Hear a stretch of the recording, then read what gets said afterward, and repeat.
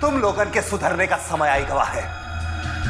एक बात ध्यान में रखना कि सारे गांव वालों के साथ साथ हमरे नए साथी भी हमरे साथ है। नए साथी? नए साथी हैं? चलो।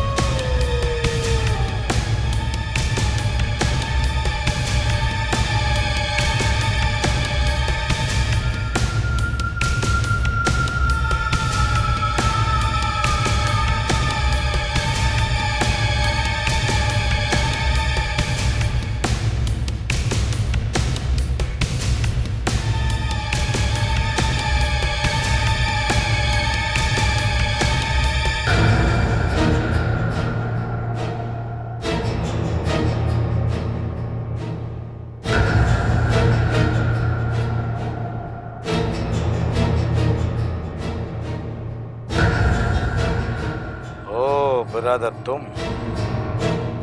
मैंने सोचा कोई और होगा। तुमसे 1000 बार कहा कि अपनी गलतियां दोहराने से बचो बचो, लेकिन नहीं, तुम बाज नहीं आते। आज तुम्हारी वजह से, सिर्फ तुम्हारी वजह से इतना सब कुछ हो गया, और ऐसा हो गया कि पहली बार हमें अपनी टीम तोड़नी पड़ी है। ब्रदर, मोना को भेजने का फैसला तुम्हारा था, मेरा नहीं। नहीं भेजता तो क्या करता? तुम्हारी वजह से पुलिस हमारे पीछे पड़ चुकी है। आज मालदा में तुम एक फरार मुजरिम हो, माइंड इट। और पुलिस को हमारे पूरे क्रिमिनल रिकॉर्ड की जानकारी मिल चुकी है। इसीलिए मैंने अपनी उस बड़ी गाड़ी को यहां से दूर भिजवा दिया, क्योंकि अगर मैं ऐसा नहीं करता तो पुलिस बड़ी आसानी से हम तक पहुंच जाती। कोई भी गांव वाला बता देता कि उसने उस बड़ी गाड़ी को यहां देखा है या वहां, और फिर पुलिस हम तक पहुंच जाती और सब कुछ खत्म, एकदम खत्म। अच्छा किया मैंने, बहुत अच्छा किया कि अपने शिनाख्त का सबूत उस कार को यहां से बहुत दूर मोना के साथ भिजवा दिया। पर गाड़ी के बगैर हम छोटा मोटा सफर भी तो तय नहीं कर सकते। कितना अच्छा होता कि गाड़ी हमारे पास होती, हम इसे जंगल में कहीं छुपा देते। कम से कम रात को आराम करने का ठिकाना तो होता। आराम माय फुट। आराम के बारे में सोचना बंद करो। देखो, जब से छेदीलाल गिरफ्तार हुआ है, पूरा गांव हमारे खिलाफ हो गया है। और भूलो मत, उसी छेदीलाल की वाइफ ने पूरे गांव को तुम्हारे पीछे दौड़ा दिया था, और तुम बड़ी मुश्किल से 24 घंटे भटकने के बाद हम तक पहुंचे हो। खबरदार, now I am warning you. अब मेरी इजाजत के बगैर एक कदम भी उठाया तो अच्छा नहीं होगा। नहीं ब्रदर, नहीं, इस बार गलती मेरी नहीं है। हमेशा की तरह अपनी नाकामयाबी मुझ पर मत मढ़ो। मैं तुम्हारे कहने पर छेदीलाल के साथ उस स्टील फैक्ट्री में गया था। मुझे क्या पता, मुझे ही नहीं बल्कि तुम्हें भी इस बात का इल्म नहीं होगा कि वहां दारोगा आ जाएगा छेदीलाल को गिरफ्तार करने। उस दारोगा ने मुझ पर पिस्तौल तान दी। वो तो मैं था जो भाग गया वहां से। अगर मेरी जगह तुम होते ना ब्रदर, तो इस वक्त छेदीलाल के साथ साथ तुम भी मालदा के थाने में बंद होते।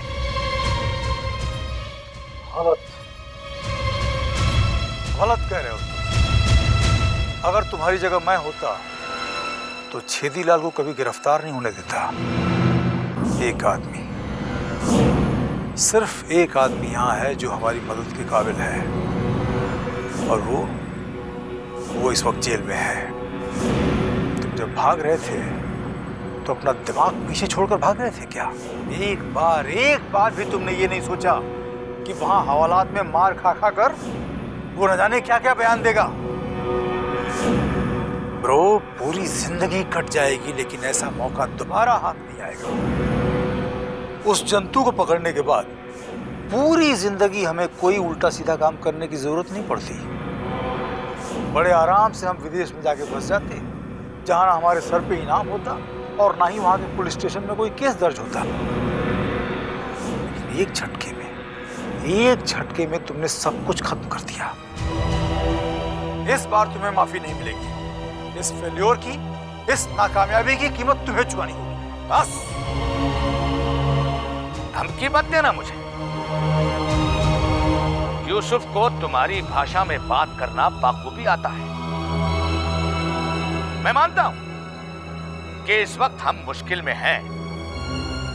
मुश्किल ने हमें घेर रखा है, लेकिन इस मुश्किल का सामना हमें ही तो करना है।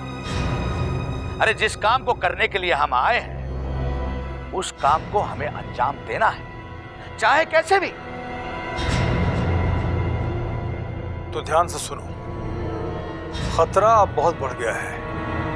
उस ढाबे वाले ने हमें बताया था कि वो पुलिस इंस्पेक्टर उसके पास आया था हमारी तस्वीर लेकर पहचान करने के लिए, और छेदी लाल की गिरफ्तारी के बाद गांव वाले भी हमारे पीछे पड़ गए हैं।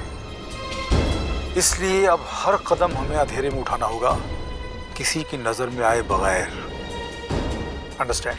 तो फिर चलो मेरे साथ, हम भी चलकर उसी स्टील फैक्ट्री के पास अपना ठिकाना बनाते हैं।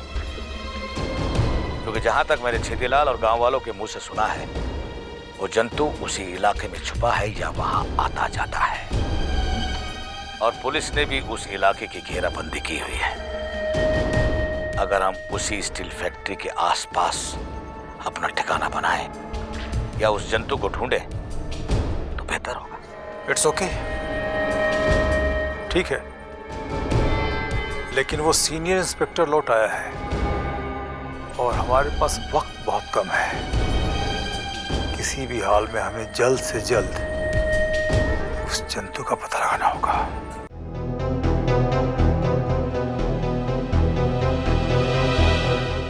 पॉली, ये दूध है, इसे पी लो, इससे तुम्हें ताकत मिलेगी।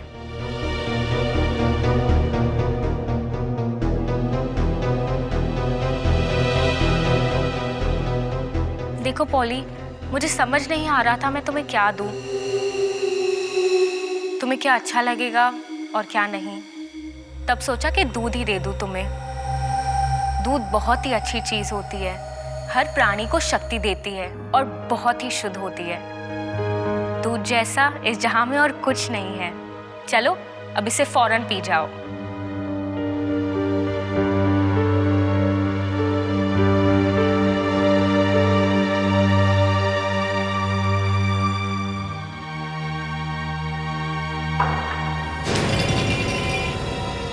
ये क्या किया पोली तुमने? 3 दिन हो गए हैं तुम्हें यहाँ रहते हुए और तुमने कुछ खाया पिया नहीं है। ऐसा करोगे तो तुम मर जाओगे, और फिर जो कुछ भी हम सबने किया है तुम्हें बचाने के लिए सब कुछ व्यर्थ हो जाएगा। क्या तुम अपने घर वापस नहीं जाना चाहते? पोली, पोली कहाँ जा रहे हो तुम? पोली रुको, पोली।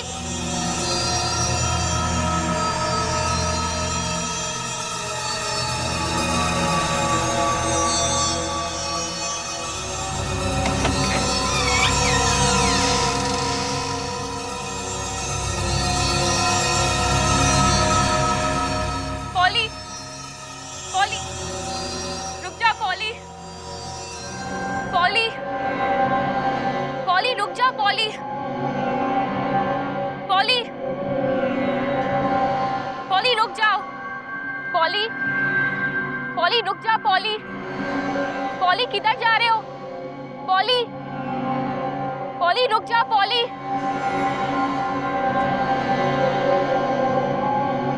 पॉली रुक जा। पॉली, पॉली किधर जा रहे हो? प्लीज रुक जाओ। पॉली रुक जाओ। पॉली पॉली पॉली प्लीज रुक जा। पॉली पॉली प्लीज मेरी बात तो सुनो।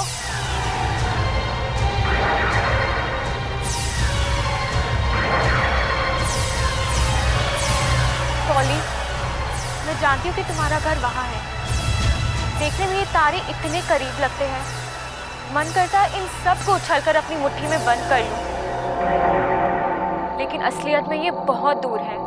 देखो पॉली, जब तक तुम्हारा जहाज वापस नहीं आ जाता तुम वापस कैसे जा सकते हो? कहाँ मिलेगा जंतु? देखो पॉली, प्लीज रुक जाओ।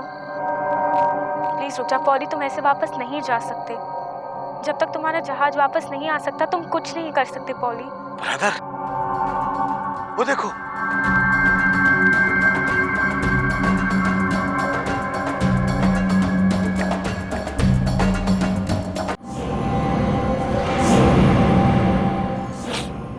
अरे वाह वाह वाह वाह वाह वाह! जिसकी हमें तलाश थी वो हमें मिल गया। शाबाश यूसुफ।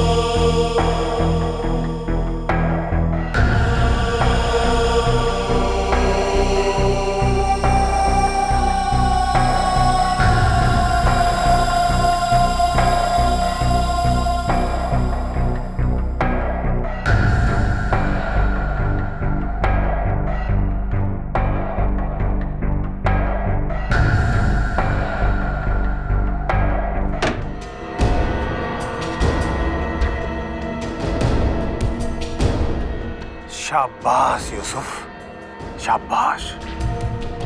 तुम्हारा सब किया धरा मुआफ। आखिर हमें अपनी खुशियों का खजाना नजर आ ही गया। ब्रदर, मेरा तीर हमेशा निशाने पर लगता है। खुदा की कसम, आज जी चाहता है कि मैं पागलों की तरह नाचूं। नाचो, जरूर नाचो, और मैं तुम्हें रोकूंगा भी नहीं। मगर अभी नहीं। अपनी खुशियां हासिल करने के बाद हम इस खुशी को मनाएंगे। बताओ, अब हमें करना क्या होगा? करना क्या होगा? इस घर पर कड़ी नजर रखनी होगी, और जैसे ही मौका मिले चलो।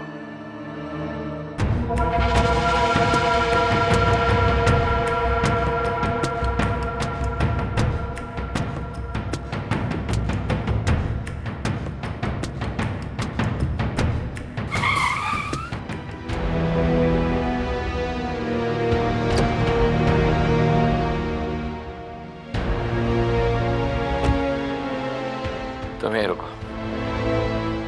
आप आगे बड़े दरोगा साहब। ये छोटा दरोगा बहुत जुल्म किया हम पर। आपके जात ही बदला चुकाए लिए हमारे साथ। हमार छेदी को जबरन जेल में डाले हैं ये। अब साहब आप ही हमारी कुछ मदद करो। ये तुम्हारी गलतफहमी है कि पुलिस ने छेदी लाल को जानबूझकर गिरफ्तार किया है। हकीकत कुछ और ही है चंपा। बड़े दरोगा साहब, सभी जानत है कि हमार छेदी बेकसूर है। हम तो आप ही का इंतजार करत हैं कि जैसे आप लौटे हमका न्याय मिल जावे। चंपा, छेदीलाल को न्याय अब सिर्फ अदालत से मिलेगा। उसने बहुत ही संगीन जुर्म किया है। वो शहरी लोग जिनकी छेदीलाल मदद कर रहा था वो बहुत ही खतरनाक मुजरिम निकले और छेदीलाल ने उनमें से किसी एक को पुलिस की गिरफ्त से फरार होने में मदद की और एक पुलिस वाले पर हाथ भी उठाया है। छेदीलाल को सजा से कोई नहीं बचा सकता। ऐसा मत कहो दरोगा साहब, हमार तो दुनिया ही उजड़ जावे। हम अपना सारा उम्मीद आप पे रखे हैं और आप कहते हैं कि छेदी वापस ना आए। इनमें हमार का कसूर है साहब?